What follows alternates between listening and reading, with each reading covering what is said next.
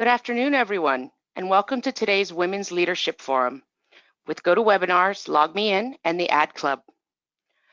Before we get started, I'd like to go over a few items so you know how you can participate in today's event.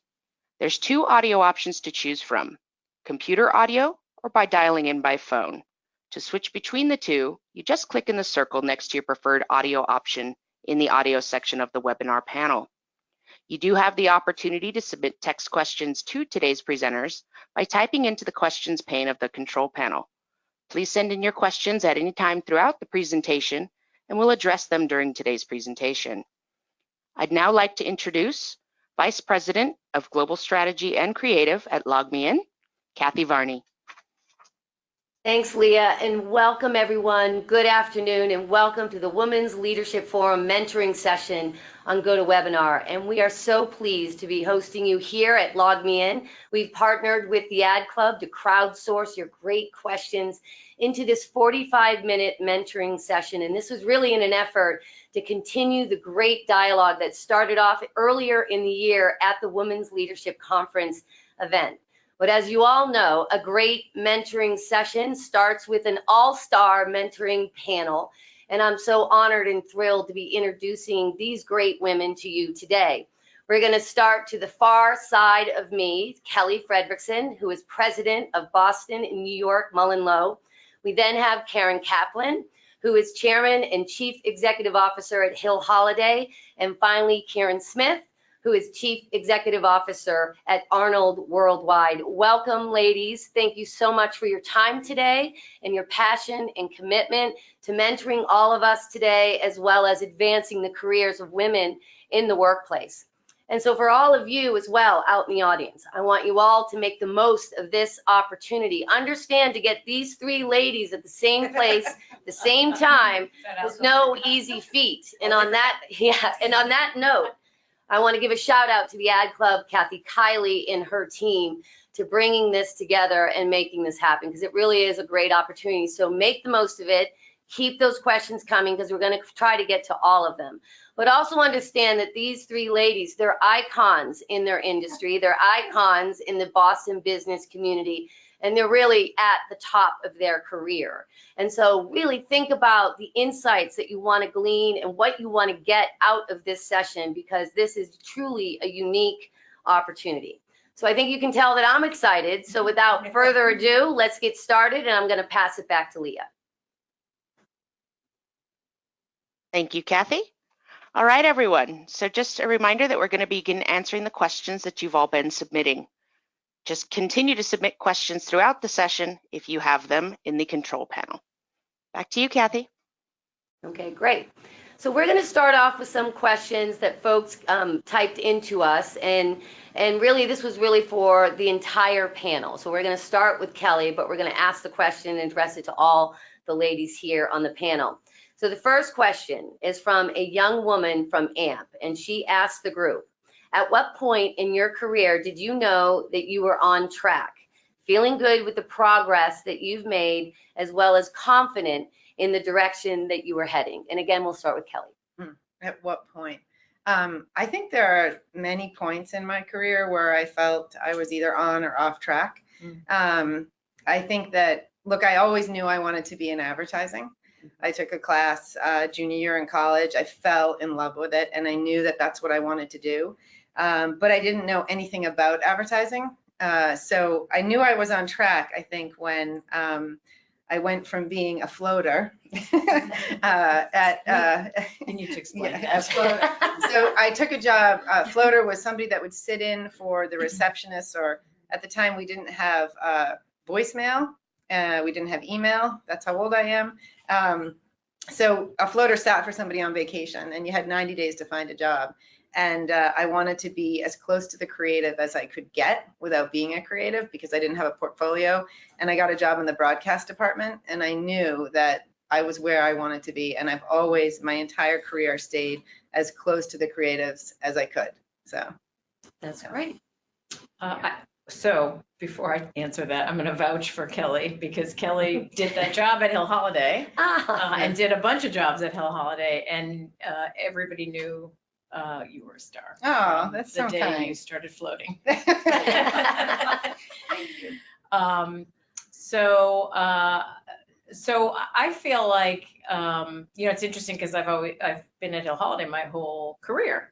So, but there were times when I wasn't so sure I was on the right track, and I never really planned to stay at Hill Holiday my whole career. There was just sort of like another opportunity and then another opportunity and then another opportunity. And then before I know it, it was, 37 years had gone by. So for me, I just found everything I ever wanted in this business and at Hill Holiday, but it was really like I took one step at a time. And as Jack Connors used to say, you jump from rock to rock and you hope the rocks get bigger and not smaller. That's great. I would say it was 2 times. One was when I'd gone to business school so I could get into marketing, because I was as a computer science major, I was in process consultant at Anderson, and that wasn't the career I wanted. And so after business school, I'd gone back into consulting for a few years. And when I finally said, all right, enough is enough, when I got my first role in marketing, I was like, all right, like now I'm on the path that I want to be on, because I finally got into that career I went back to school with. And the second time, and it was more for a confidence side, is when I had a boss who told me I never would be a CMO. And when I got that CMO role, it was a little bit of a, I showed you, but it was much more for me like, all right, I can do more and be more than even maybe what I expected when I first started. And so that for me was probably the 2 times that I felt like I was on the right track. That's great. Great. Okay, we're going to go to the next question. So an associate from Eastern Bank asks the group, what does it take to rise to the top, and what lessons in leadership can they learn from you? Wow. We'll start with Karen. We'll go this way. All right. What does it take to rise to the top, and what was the second part? And then what lessons in leadership? Part of it is like, just trust yourself and trust in the system a little bit, right? In terms of, I feel sometimes that when I encounter people, they're so trying to schedule, like, I think I need to do this for a year, and then 3 years from now, I think I need to, and they're thinking so far ahead that I think sometimes they forget that if you do a really good job in what you're doing right now, those doors will open, right? And you will. And again, I'm not saying don't be aggressive about it, but don't think so far ahead that you forget to be present. I think people will, because if you are constantly like doing the best that you can do and showing that you are always, willing to take on more, wanting to do more, wanting to learn more, people around you notice. And that's the people that they want, who are curious and ask good questions and show that they want to be part of a team and are not just in it. Like those are at least those are the people that I value, and I think we all value the most, because they're the ones that contribute most to our companies and to our clients. And I think that's a form of leadership as well, not only showing that you can do it, but when you become a leader, helping grow that in the people around you. So it's interesting, I just, we do a program at Hill Holiday called the In Program with all the new people. And I just did this morning, and I talked about, just to build on Kiran's point, the importance of leaving room for serendipity in your career. And I came up through account management, so I'm very planful. And it took me a long time to learn that sometimes the best, the career decisions you make that you think are going to be a compromise for whatever reason, or you're going to regret the most, are the very ones that prove to be the most important. And so there was a job I did at Hill Holiday because I had just had a baby, and I got back to work, and on day 1 I was told, like, pack your bags, you're going on a shoot, and I hadn't weaned my son yet. And so I kind of raised my hand for this job that everyone told me I would, was like career suicide. And that was the job that taught me the most about leadership and responsibility and sort of operational skills that have served me best in the job that I have today as CEO. So I think you can't be too planful. You got to leave room for serendipity, because sometimes the best stuff is the stuff you don't expect to happen. Yeah. So the question was 2 parts, right? What do you do to get to I don't even know what the question is. Yeah, what does it take to rise to the top, and what lessons around leadership? Yeah. So, I mean, I think first, does everybody want to get to the top, right? I think that's the first question you have to ask yourself. Where do you want to be? And wherever that is, like, what is it going to take to get there? And I think for me, I was lucky to have really great people ahead of me, Karen being one of them. And I always observed, like, what are they doing that is helping them to advance in their career? And what do I admire about them?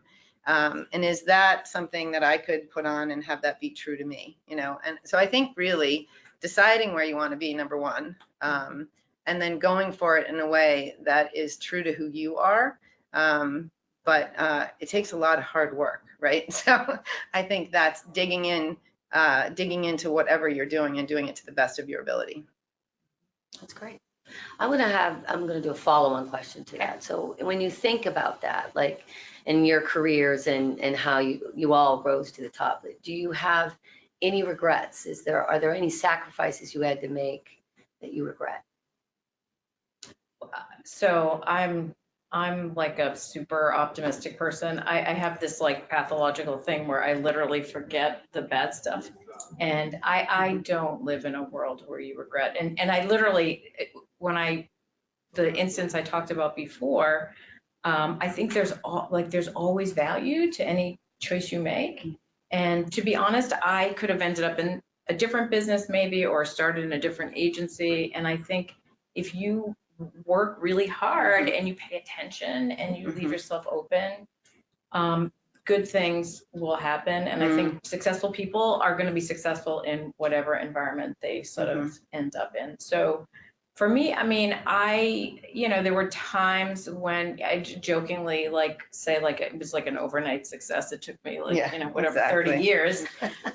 But there wasn't a single thing I did, or even like a day that I can think of that didn't provide some value and prepare me for the job I'm doing today. So it's all good. Like every experience, I would say you either win or you learn. You learn more in the tough times. I mean, I talked this morning 100%. About 2001, and what a bitch of a year for everyone, and for a variety of reasons. And you just learn more when things are difficult, I think, particularly about leadership.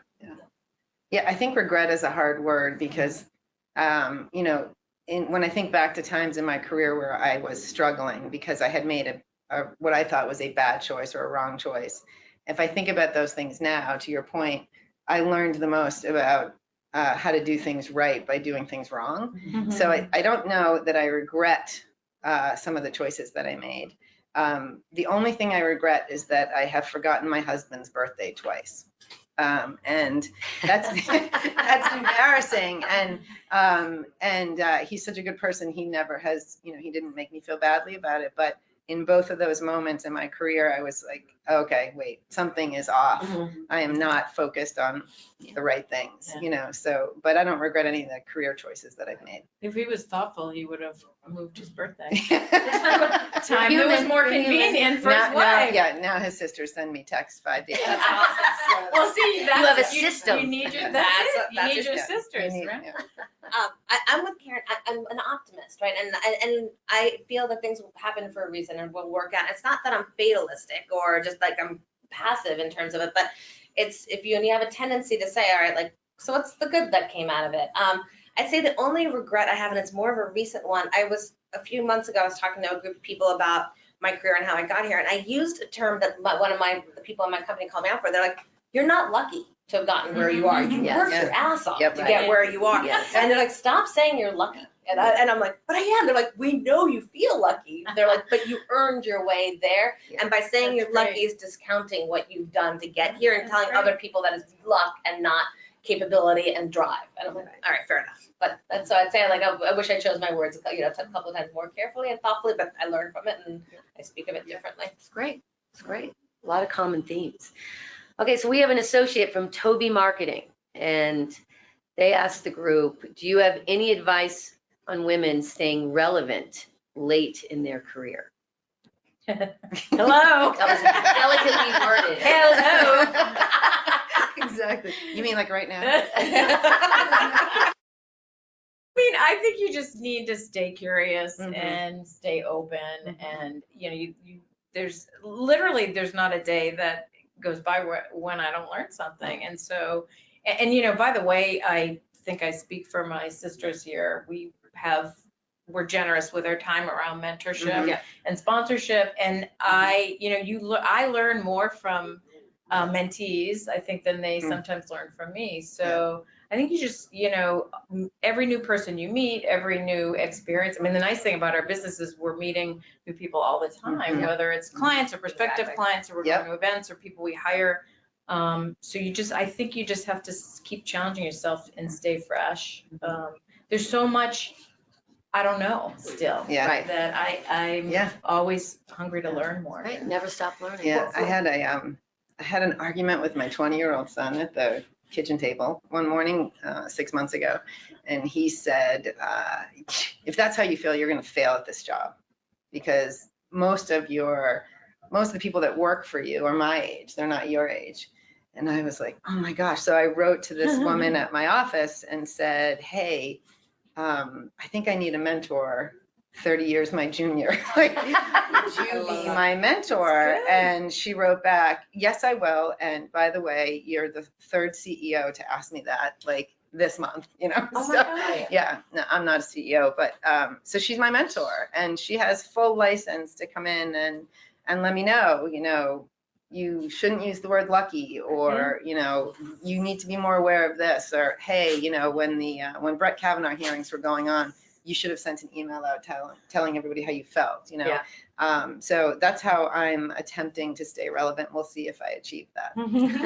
We're lucky. We work in an industry that our clients expect us to be relevant, right? And so we try to surround ourselves with people who are being, on the cusp of what's happening, and hopefully are teaching others around them in our offices about what is new and coming up and what we should be aware of. So we're lucky because that's part of our job.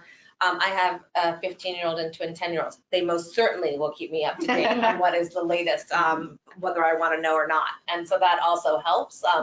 But so if you don't have them, adopt some. Great, so we're going to move on to the next question. A senior designer from Aetna asked the group, what is your advice for navigating office politics with multiple stakeholders? So we know there's politics everywhere. Maybe the index is higher or lower in certain areas in certain companies, but what would be your advice as a woman navigating through those politics? Less emails, more conversations in person. I mean, I just say, don't engage. Right. Just ignore the bull. Don't get caught. Don't take the bait. Oh, that's good. Okay, which I gotta That's say is a lesson that I did not learn until I was pretty deep in my career. And you waste a lot of time and cycles and energy. So just, and I would say if it's really bad, go someplace else, because that is such a distraction from what you're trying to accomplish. Yeah, I think it's all about sort of, and this takes a lot of work, and I certainly couldn't have given you this answer, 10 years ago even, but I think that if you know who you are and what you want, and you stay true to that, like, what are your values, right? Like, I have a rule that is, talk to the person that needs to be talked to, don't talk about the person, right? Because that's what politics is. It's everybody talking about the person, not talking to the person. And I'm, my nickname at Hill Holiday was Frank Fallon, not Kelly Fallon. So I am pretty direct, but I feel like if you know who you are and you stay true to that, then the politics don't find you as easily, or don't even impact you as easily. Okay, can I add to that? Yes, because of course. I paid good money for this, so I'm going to give it away to all of you for free. So I have a leadership coach, I guess, is, and one of the things she's constantly reminding people is, so she says, don't let yourself get triangulated. So in every relationship, right, there are three, every relationship has like three people in it. There's the victim, the villain, and the rescuer. And she always says, do not be the rescuer. Like, go to Kelly's point, go back to the victim and tell them they need to talk to the villain. Yep. Because it's like, you get caught in that swirl, and that's a full-time job. Yep. Yes. Absolutely. That's interesting. Yeah. That's great advice. So I'm actually gonna add in another question as well, because it just came to me. So I think overall, and sometimes women might own it, maybe they don't, but I do think overall we get a bad rap for not taking risks. And so with that as a backdrop, any of you, does anything come to mind where you took a risk and either it paid off or you took a risk and maybe it didn't work out the way you wanted to? Or do you have anything in mind that you'd like to share around taking risks? Like blue eyeliner, like did that, cross that up. It was Changing the dress did that code. last week. That was just a quick phase. I mean, it's funny, I always say the biggest risk I took was never leaving Hill Holiday, was staying at Hill Holiday. And, but I'm damn glad I stayed, it worked out. But again, you know, you win or you learn, you kind of, Right. you just got to keep moving forward, you know, you just have to keep it moving. But we all, you know, we all fail at some point. Otherwise you're not, like, if you're not pushing your ideas far enough, you're not, like, you have to kind of push it to the edge to get to anything great. And so it's like every day, you know, that's part of the job. So I think one of the riskiest words for us in our business, and maybe one of the riskiest words for women as they try to work their way through, is no. And so I feel like saying no is like, it takes practice, and you have to sort of work on small things that you're saying no to before you can say no to the big things. And in my personal life, it was actually harder for me to do than it was at work. But, you know, we had a new business pitch about a year ago, and they wanted all kinds of free stuff. And I said no. And like, it made us more attractive to them. You know, they just didn't have a huge fee, and I knew that we were the right partner for them. But saying no, and that like sent sort of shockwaves through the agency that I had said no. And they're our client, right? So I think that's like the biggest risk that you can take, because we say yes all the time to everything. For sure. Yeah. No is the most powerful word in the English language. Yeah. My friend Maria Sora Really, says, multiple dimensions. It really says no is a full sentence. Learn how to use it. That's great. That is great. Taking that one. That's a good one. That is a triangle. You have it. Kathy, I'm writing these down. I know, I think we have, yes. Yeah, you don't have to give like a reason. No, But no. I'm That's the other thing. Right. Just Right. like no. It's Right. a full, Just no is a damn good. What have you got? That's a drop the mic moment. I get it. Okay, so an account manager from Digitas asked the group, so does the industry place extra scrutiny on female CEOs or female top executives by defining them as women CEOs instead of just, you know, top executives, chief executives? Well, you know, what have been your experience? You know, it's so funny. I used to, well, I think I was president when I was first made president of Hill Holiday. I used to like shy away from women things. Oh, yeah. Yeah. Because I kind of like had this thing in my mind where I don't want to be like good for a woman president or good for a, you know, whatever. And I just, over time, I was kind of like, I'm just going to embrace this because, and by the way, the hope is like you can be helpful to people. So I'm hope to be helpful to men too, but I think it's like an easy, natural connection with a woman. So again, I just like to me, maybe there's more scrutiny, but then, you know, to Kiran's point about you'll never be a this or a that, Right. then that's just fuel.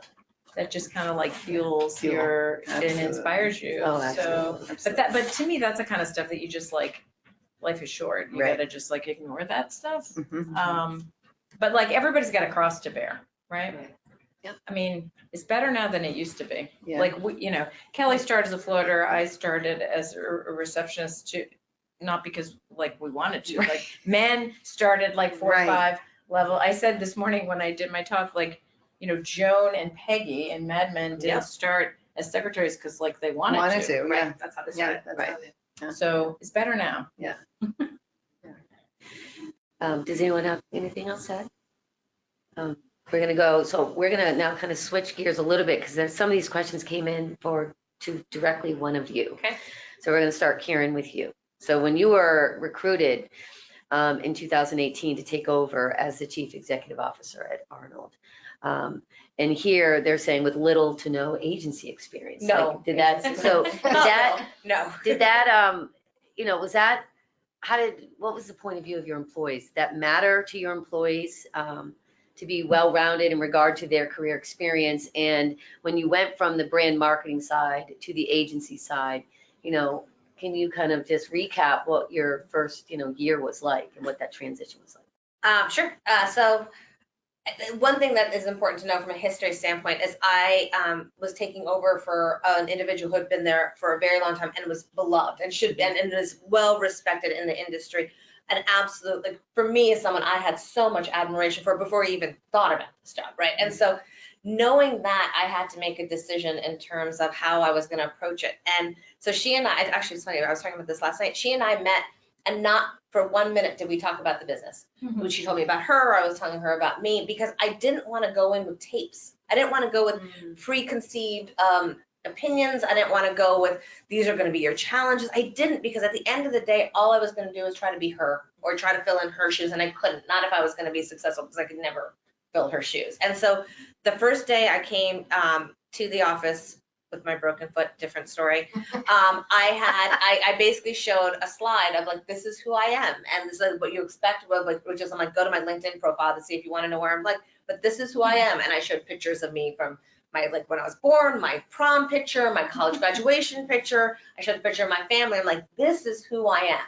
And like, and that's how I think about it, why I'm in, why I lead and why I like to be what I do, why I love it. And that for me was, if I could be who I was, that's it. You kind of get what you get. And so I tried from the beginning to be as authentic as I can with all the flaws that come with it. But it was like putting myself out there and saying like, I'm not going to try to be somebody else. I'm not going to try to pretend I'm way more qualified than I potentially am. But if I can learn along the way with all of you, that's great. And I will tell you, it is the best job I've ever had. I've never said I've loved a job until I came into this job, and it is the best group of people. I could not love it more.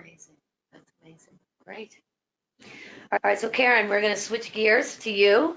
When you started working at Hill Holiday, and this is a little bit, because you've answered this a little bit, so I wanted you to kind of expand on it. But did you have the intention to say, I'm going to be here and here's my career path? No, I started thinking I'd be out in a year. I thought I was going to go to law school.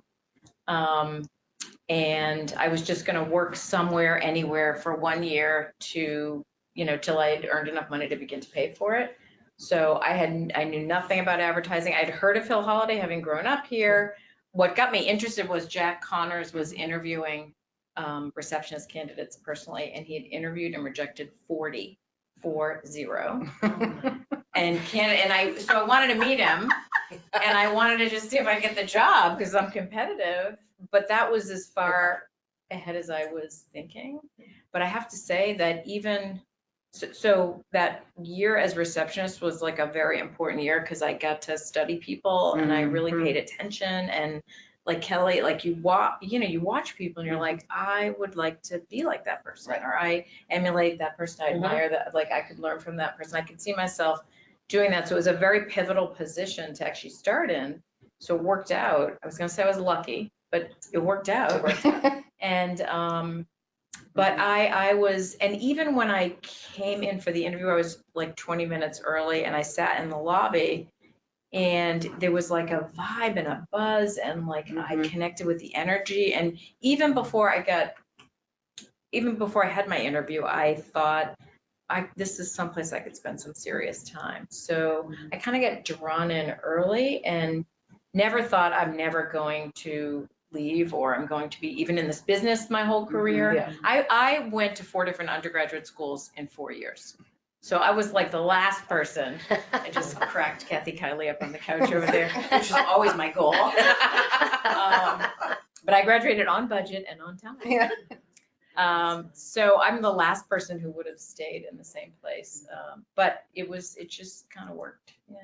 I think one thing is also, just to add to what you were saying in a tangent, is as people look at the roles that we have, right? President, CEO, whatever, You have someone who started off as a receptionist, someone who was a floater. I sold knives one summer to make enough money for spring break. Like, I think, like, as you talk about, like, what was your path? You're like, Cutco.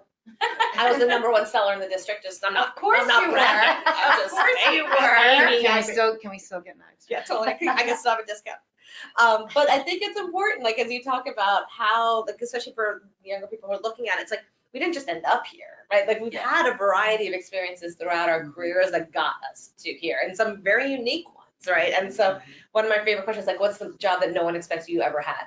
Like, it's a little bit of, show me something that you did something different besides what is the, this to this to this. Right. So. But it all comes in handy. I It bet does. you. I learned more in that job that bet. qualified me for this job more than Yeah. any other job I've had. For sure. I bet. All right, so Kelly, this question is for you. So you're a working mom, and you often share your journey with other moms on how to balance work-life balance. So what is your biggest piece of advice?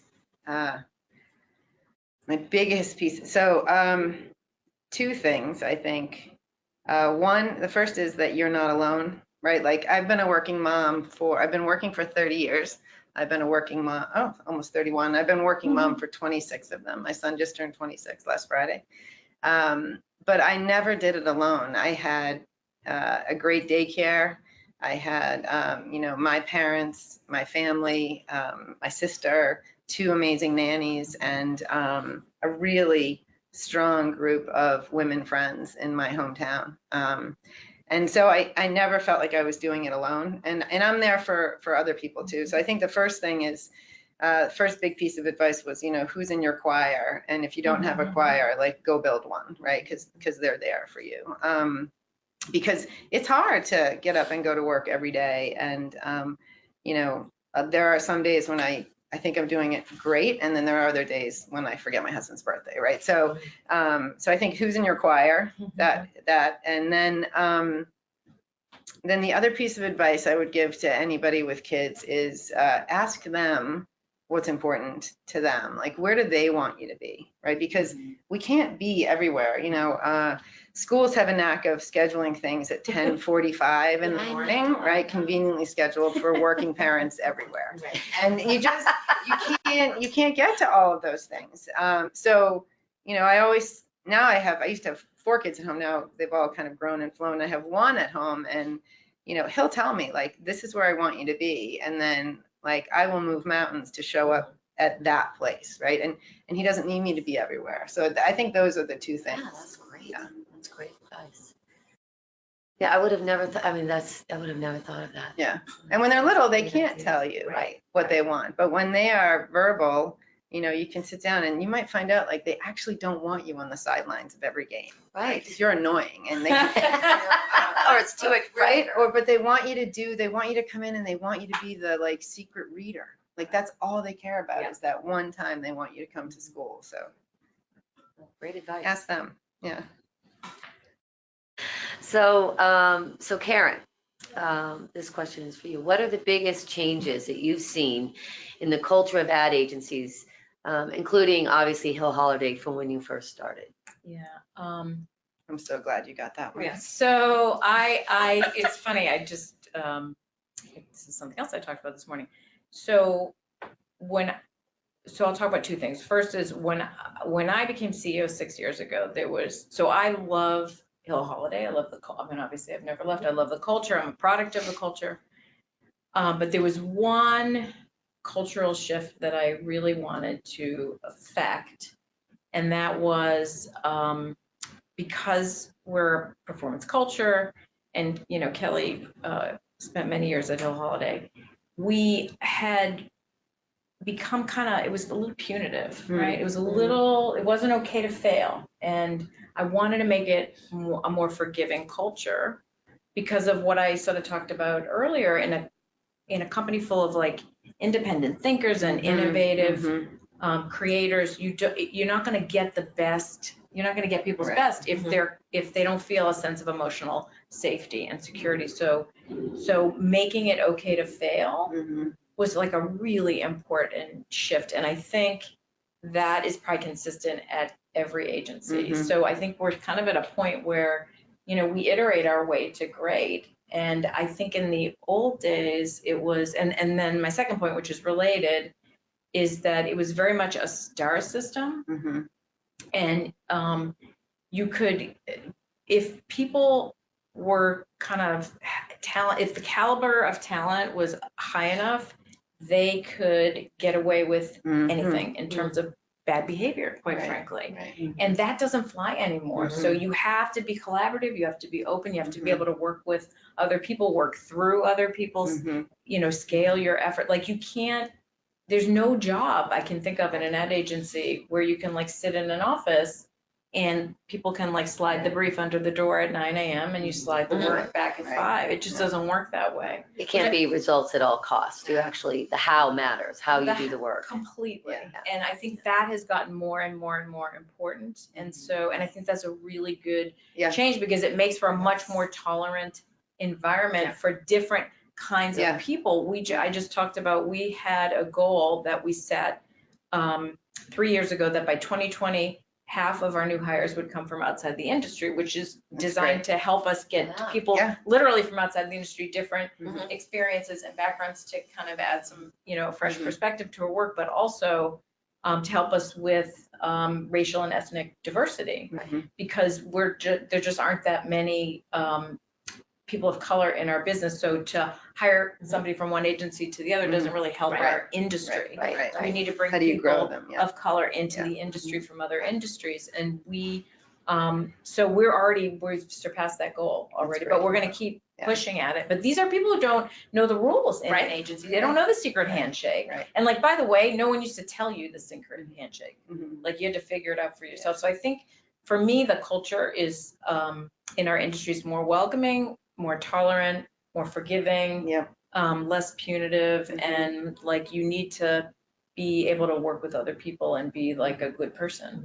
I think just to build on what you're saying, I think there's advertising as an industry had a real arrogance to it, right? We were like, you know, like you'd go to a dinner party and there would be like a brain surgeon at the dinner party and someone would find out you're in advertising and then they'd be like talking about the Super Bowl spot. It's ridiculous. Like somebody's planting trees in Africa and somebody's like saving lives and like they want to talk about Budweiser, you know?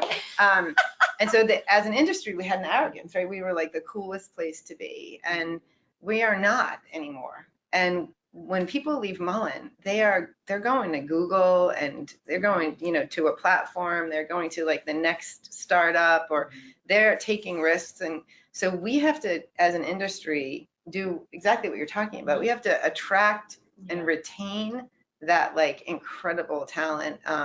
And my favorite hires are the ones that don't fit in any box. They always have been, you know, the misfits, right? And if the more misfits we can attract to our industry, the healthier our industry is going to stay, you know, because we need to prevent them from going to those other companies. I wrote a thing for like Ad Baker Ad Age many years ago, and it was like I don't think I titled it this, but you never know what they're gonna like pull out, and it was here's to the freaks, because I talked about, and I meant it in an endearing, positive way. And like this was before they like disabled the comments.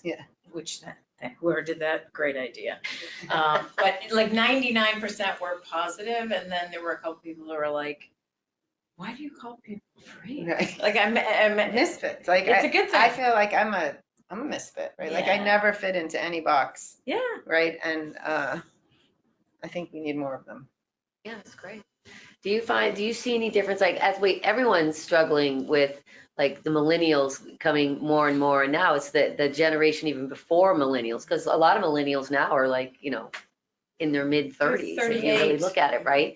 So are you finding like you're even having to change like the agency policy to be able to attract the type of talent that you know are coming into the workforce that have different demands and expectations, like around sustainability and diversity and all of those things? Yes, I think it's a constant. I mean, it's a constant conversation that we're having in terms of, it's not part of it. Like I think what we talk about is, can we just show some common sense, right? Like just because it's always been like that way, should it be? Like, and having those conversations of, given what we know now, which we didn't know a year ago or 5 years ago, should we be doing, you know, like just showing that constant like pressure testing things. And just because it's been that way always doesn't mean it should be like that going forward. required, right? And just showing some practicality in terms of how we look at what we're doing, why we're doing it, and opening ourselves up to actually allowing people to say, hey, this seems really like, why do we straws or whatever it is, like, why do we still do that?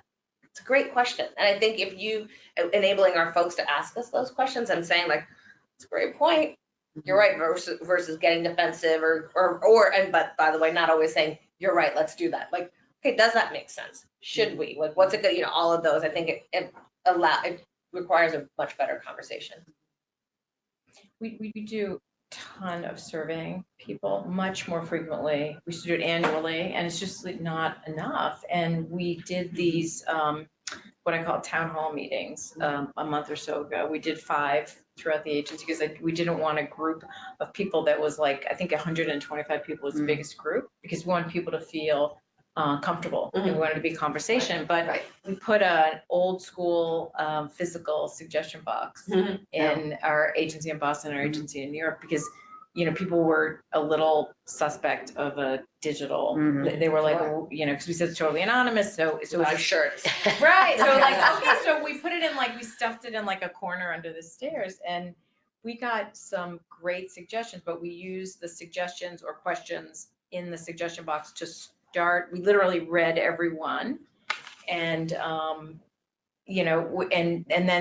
then people just started asking questions. We were totally transparent. But my point is, like, people who are in the trenches have such good ideas. And so like, I just, I know what I want to do. I know how I want to lead, but then there's like all these ideas that I never would have thought of if I didn't ask younger people. So I think it's, and I feel like the best ideas kind of come from, the people who are doing stuff. Absolutely. So we have some late breaking questions as well. So we want to be able to respond to some of these. So this is to everybody. So have any of you ever had to compromise your values to move forward in work? And if so, like, how did you reconcile that? So, no. Yeah. I mean, not that I'm like aware of that I was a part of the decision making. And I will say that just a recent example, we pitched and we all know what goes into pitching and winning business. It's months long. It's phenomenally expensive. Yes. And you put people put their heart and soul into it. And we pitched and won K Jewelers last year. And we had read a little bit about their holding company, but the bad behavior was had been like attributed to the prior CEO, who was the prior CEO's and owner of the company's son. And they had a woman CEO and blah, blah, blah. And this is the company, which I can't think of the name of. Is it Sterling? That owns Jared and Kay.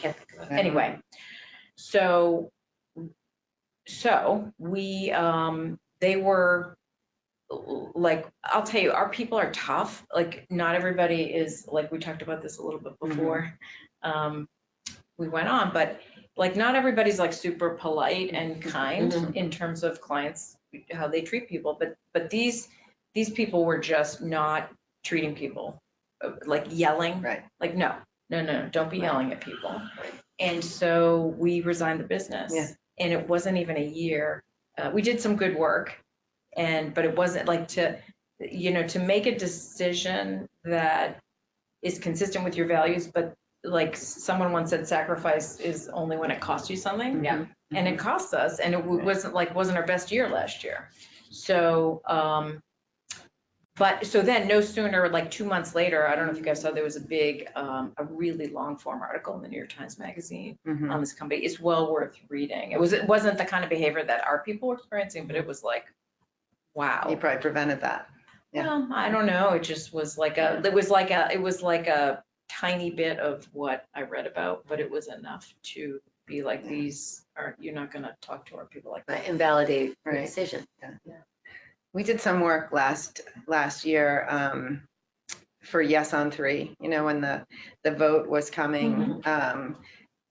Charlie Baker had sort of signed into law transgendered rights, but this was the first time that it was being put to the people and voted on. And a young man from Media Hub came down and said, you know, how come we haven't signed the coalition? And I said, well, you know, shame on us, we didn't know, so we signed it. And then there was this groundswell of we need to do more. And so they all got together and they came up with this great video, you know, we're massholes, but we're no assholes, right? And you know, like, you know, we believe in the rights of all people, and you know, that's what it is to be a true masshole. And so, you know, we were working with this group of people, and we got to the point where they said, you know, thanks, but no.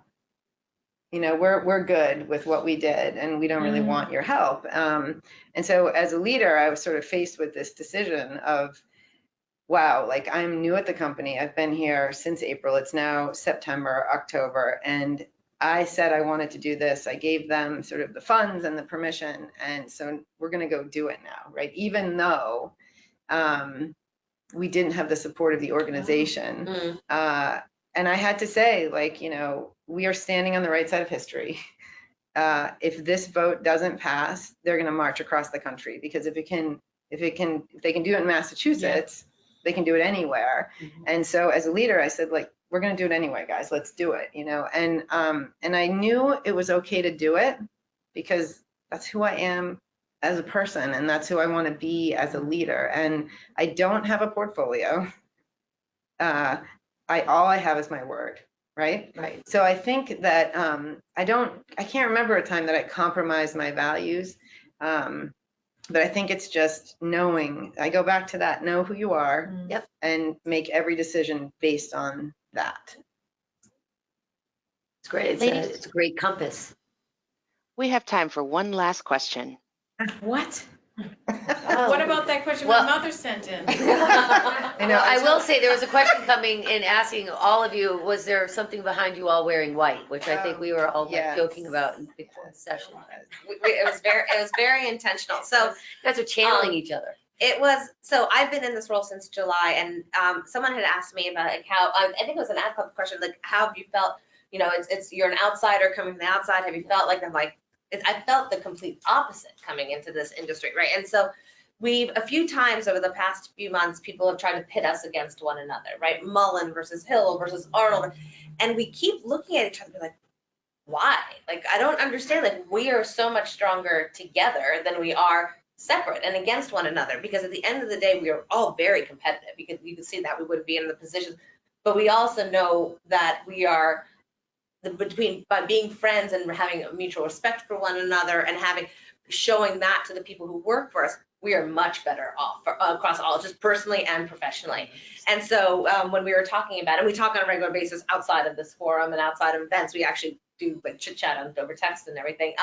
We said, like, listen, the women in Congress bound together and wore the, you know, white, like, let's do it. So this is our version of women in Congress and showing that we are united. It's excellent. It's excellent, ladies. Thank you for this opportunity. Yeah. Yeah. Leah, how are we for time? We are just over time, ladies. Thank you so much for your time today. All right. Well, I would like to say a big round of applause for our mentors, Kelly, Karen, and Kiran. So everyone give it up. This is outstanding. Thank you, everyone, for joining us today. Absolutely. On behalf of the Ad Club, LogMeIn, and our presenters, thank you all for joining us today. You will receive a follow-up email within 24 to 48 hours with a link to view a recording of today's webinar. Have a great rest of your day. Thank you. Do we have to?